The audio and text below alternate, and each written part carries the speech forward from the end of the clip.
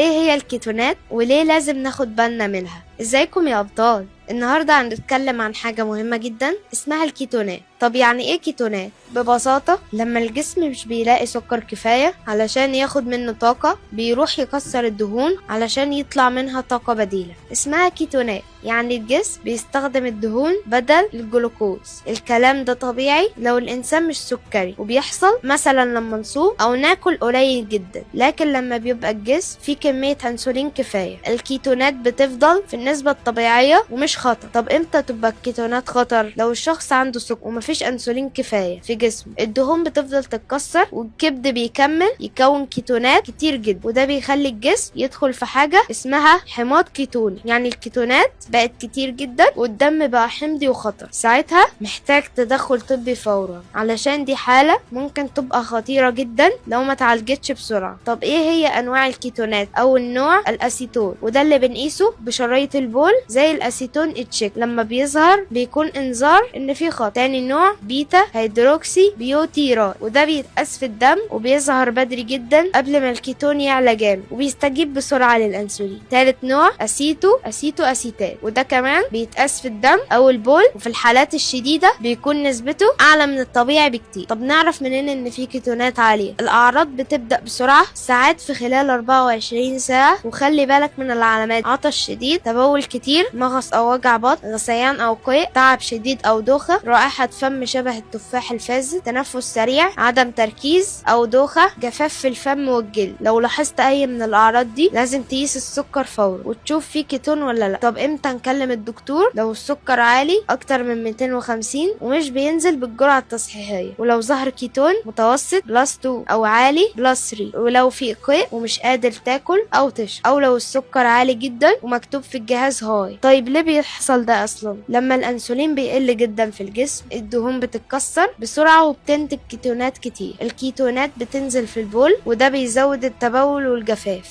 وبعدها الجسم بيحاول يتخلص منها تنفس. علشان كده النفس بيبقى تقيل وسريع، وممكن كمان يحصل صداع، ضعف وخمول، وجوع شديد. طب العلاج بيكون ازاي؟ لو الحالة بسيطة بيبقى العلاج في البيت، نشرب مية كتير وناخد الانسولين بجرعة التصحيح حسب كلام الدكتور، ونتابع السكر والكيتون كل شوية. لكن لو الحالة شديدة لازم نروح الطوارئ فورا، علشان هناك بيظبطوا السوائل والانسولين وكيماويات الجسم بدقة. اهم حاجة خليك دايما متابع السكر، ما تسيبش الانسولين ولا وجباتك. ولو حسيت باي تعب او ريحة غريبة في النفس بلغ ماما او بابا فورا. انا اسر، ودايما بقول لكم اللي يعرف جسمه واللي يحافظ عليه يعيش اكتر. وبس، واستنوني في الفيديو الجاي هقول لكم ازاي نتعامل مع الكيتون في البيت خطوة بخطوة. ولو عجبكم الفيديو ما تنسوش تعملوا لايك واشتراك في القناة وتفعلوا الجرس وشير للفيديو عشان كله يستفيد.